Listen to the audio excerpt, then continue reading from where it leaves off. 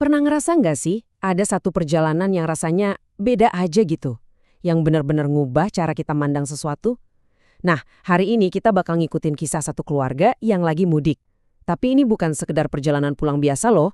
Ini perjalanan yang ternyata membawa mereka jauh lebih dalam, ya, ke diri mereka sendiri. Dan kutipan ini, wah ini benar-benar inti dari cerita kita. Jadi mudik itu ternyata bukan cuma soal nyampe ke kampung halaman. Bukan cuma soal fisik. Tapi lebih dari itu, ini adalah soal perjalanan batin. Perjalanan yang ngebawa kita ngelewatin memori, ngerasain lagi berbagai perasaan, dan ya menata ulang harapan. Oke, kita mulai ceritanya ya. Bayangin deh, suasana masih sepi, gelap, subuh-subuh, jauh sebelum matahari nongol. Satu keluarga ini memulai perjalanan mudik tahunan mereka. Tapi, kali ini ada sesuatu yang terasa beda. Jadi, jam 5 pagi, udaranya masih dingin banget, sisa hujan semalam katanya, disitulah perjalanan mereka dimulai.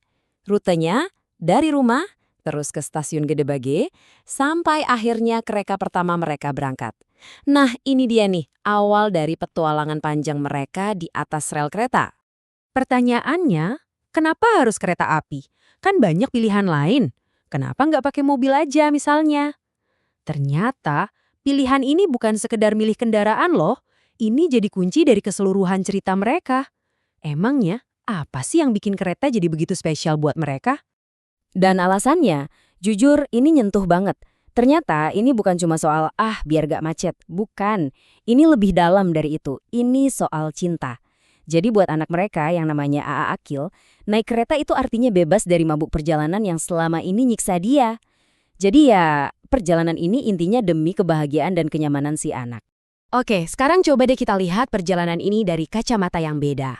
Dari sudut pandang seorang anak, karena buat mereka, momen-momen yang menurut kita biasa aja, itu bisa jadi sebuah keajaiban. Iya kan? Kalau orang dewasa mikirnya, berapa jam lagi sih nyampe? Nah, anak-anak tuh beda. Mereka bener-bener nikmatin setiap detiknya. Mereka bisa takjub sama hal-hal yang mungkin kita udah nggak perhatiin lagi. Kayak iklan yang warna-warni di dalam gerbong, suara ketawa-ketawa bareng, atau bahkan cuma irama roda kereta di rel. Dan di momen inilah perjalanan fisik ini mulai terasa punya dimensi spiritual. Suara roda kereta yang tadinya cuma bunyi biasa, entah kenapa jadi terdengar beda. Rasanya tuh kayak alunan zikir yang panjang, yang nenangin hati dan nemenin mereka sepanjang perjalanan. Khusus buat Aa Akil, kereta itu adalah penyelamat. Beneran deh, ini bukan lagi soal kendaraan, tapi udah kayak tempat perlindungan buat dia. Tempat di mana dia akhirnya bisa tidur nyenyak, dibungkus jaket tebel, tanpa harus takut mual atau pusing. Sebuah kebahagiaan yang sederhana, tapi harganya, wah, tak ternilai. Nah, pas lagi asyik-asyiknya di perjalanan, tiba-tiba ada momen yang gak disangka-sangka. Si penulis cerita ini nemu sebuah filosofi kuno yang langsung mengubah cara dia melihat keseluruhan perjalanan ini. Pemicunya cuma dari sebuah postingan di media sosial. Aneh ya? Tapi dari situ, perjalanan kereta yang tadinya kelihatan biasa aja, mendadak jadi sebuah perenungan filosofis yang dalam banget. Dia jadi ngehubungin pengalaman mudik ini sama pelajaran-pelajaran di bulan Ramadan. Jadi filosofi ini namanya ngangon. Kalau diartiin ya menggembala. Tapi tunggu dulu, yang digembalain ini bukan domba atau sapi loh, tapi hewan liar yang ada di dalam diri kita sendiri. Apa tuh? Ya hawa nafsu, amarah, semua keinginan liar yang kadang susah dikontrol. Intinya, ini soal mendisiplinkan diri secara aktif. Metafora ngangon ini jadi pas banget kalau kita sambungin sama Ramadan. Coba deh bayangin, gembala kan punya tongkat buat ngatur ternaknya. Nah, orang yang puasa itu tongkatnya adalah disiplin. Disiplin buat apa? Buat ngendaliin hawa nafsunya, biar gak merusak kebun pahala yang udah susah payah dibangun selama puasa. Dan ini ada dasarnya loh, dari ajaran yang bilang kalau puasa itu ibarat perisai. Jadi makin kuat kan gagasannya? Puasa itu bukan cuma soal nahan lapar dan haus dari subuh sampai maghrib, tapi ini latihan aktif. Latihan buat jadi gembala bagi diri sendiri, ngelindungin diri dari ucapan dan tindakan yang bisa ngerusak. Tapi, ujian sebenarnya justru bukan pas lagi puasa. Tantangan terbesarnya itu justru setelah Ramadan selesai. Pas tongkat gembala itu kita letakkan.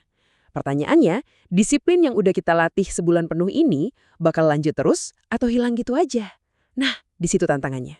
Oke, sekarang kita balik lagi ke gerbong kereta yang lagi jalan ya.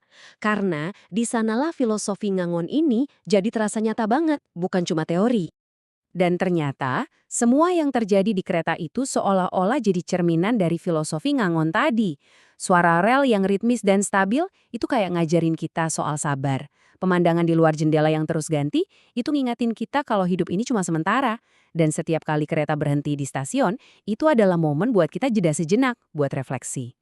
Perjalanan mereka ini juga nggak sebentar loh. Mereka harus ganti kereta sampai 5 kali buat nyampe tujuan. Ini kayak ngasih tahu kita sesuatu ya, bahwa pulang, baik pulang ke kampung halaman maupun pulang ke diri sendiri, itu adalah sebuah proses. Nggak bisa instan, butuh tahapan. Dan setiap stasiun yang dilewati, itu adalah sebuah kemajuan kecil. Bahkan hal-hal kecil, keputusan mendadak kayak milih turun di stasiun Jatinegara, padahal harusnya di Senen, itu juga jadi pelajaran. Hidup kan sering gitu ya, penuh kejutan, gak selalu sesuai rencana. Nah, kemampuan kita buat beradaptasi, buat fleksibel, itulah kuncinya. Biar kita bisa terus maju di rel kehidupan kita masing-masing. Dan akhirnya, setelah perjalanan panjang berjam-jam, sampailah mereka di stasiun terakhir. Tapi pertanyaannya, apakah sampai itu artinya perjalanan udah selesai? Apa sih arti pulang yang sebenarnya? Di titik inilah, kedua perjalanan tadi, perjalanan fisik dan perjalanan batin, akhirnya ketemu. Badannya mungkin capek, tapi batinnya sampai dengan membawa sesuatu yang baru. Ada rasa syukur yang lebih dalam, ada kesadaran baru yang ternyata lahir dari suara ritmis rel kereta api. Dan inilah kesimpulan utamanya. Mudik itu ternyata bukan cuma soal pindah tempat, bukan cuma soal pulang ke sebuah alamat, tapi ini adalah perjalanan untuk kembali ke asal kita, ke keluarga, ke kenangan, dan yang paling penting, ke diri kita sendiri. Pulang ke rumah kita yang paling sejati. Jadi, ini ninggalin kita semua dengan satu pertanyaan buat direnungin. Gimana kalau ternyata perjalanan terpenting dalam hidup kita itu bukan perjalanan ke suatu tempat yang jauh, tapi perjalanan untuk benar-benar sampai dan berdamai dengan diri kita sendiri.